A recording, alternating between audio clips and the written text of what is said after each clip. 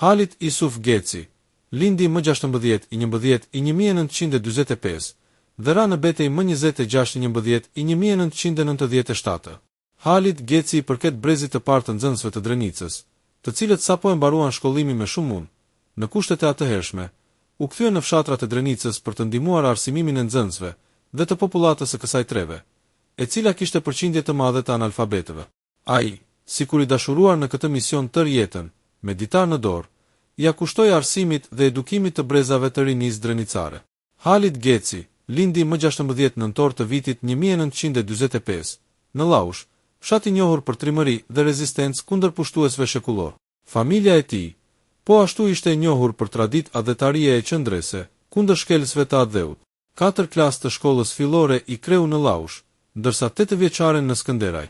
Duke qenë se kishte treguar talent, zgjuarsi dhe përkushtim për dituri, në vitin 1960-1961, regjistrohet në shkollën normale Hasan Prishtina të Mitrovicës.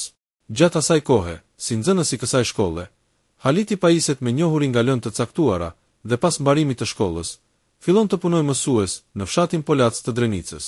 Njihej si punëtor i urtë, i dashur për nxënësit dhe i respektueshëm nga kolegët. Po aq sa ishte i urtë, komunikativ dhe i gatshëm për të ndihmuar secili që kishte nevojë, Haliti shpërthente i të ri në vrull kur hetonte se u shkileshin të drejtat shqiptarëve. Ai demaskonte pa mëshirë presionin e forcave të caktuara politike kundër lirisë dhe barazisë së shqiptarëve. Në demonstratat e nëntorit të vitit 1968, që u zhvilluan në Prishtinë dhe në disa qytete të Kosovës, Haliti kishte marrë pjesë aktive në to.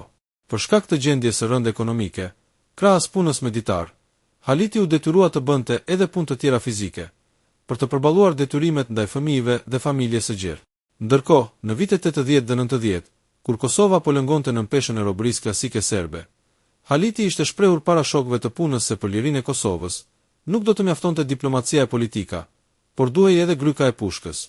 Ai ishte në dijeni se trimat e Adem Jasharit dhe bashkëluftëtarët e tij po përgatiteshin për t'i dalë zot adheut. Prandaj nuk i besonte propagandës pacifiste të kohës. Duke qenë se sulmet guerile të njësiteve të para çlirimtare, në krye të cilave ishte legjendari i arshëm i Učkës, Adem Jashari, kundër policisë serbe, ishin intensifikuar sidomos gjatë vitit 1997. Haliti kishte vënë kontakte ilegale me luftëtarët dhe i kishte ndihmuar ata. Në fillim të nëntorit të vitit 1997, opinioni përparimtar në Kosovë ishte bindur se lufta kundër pushtuesit ishte e pashmangshme. Halit Geci asokoj mbante kontakte me Sabit Gecin dhe me luftëtar të tjerë të lirisë. Ai ishte i ndërgjegjshëm se duhej të kishte kujdes për nxënësit në rast të sulmeve të luftëtarëve shqiptar kundër policisë serbe. Më 26 nëntor, bashkëluftëtarët e Adem Jasharit, si Abedin Rexha, Ilas Dërguti, Sabit Geci e të tjerë, i kishin zënë prit policisë serbe në vendin e quajtur Klisyr, në fshatin Rezall e Re. Atë ditë, pas një përleshjeje të ashpër frontale në mes të luftëtarëve çlirimtar, të cilëve u printe vetë komandant Adem Jashari, Haliti me të gjithë arsimtarët e shkollës kishte qenë mobilizuar për t'i mbrojtur nxënësit. Ndërkohë një predhe e pushtuesit e kishte goditur rënda atë, ndërsa lehtë arsimtarin tjetër, Shaban Reci. Duke qenë se Haliti kishte marrë plagë të rënda, kolegët e tij e çojnë në spitalin e Mitrovicës. Plagët kishin qenë vdekjeprurse.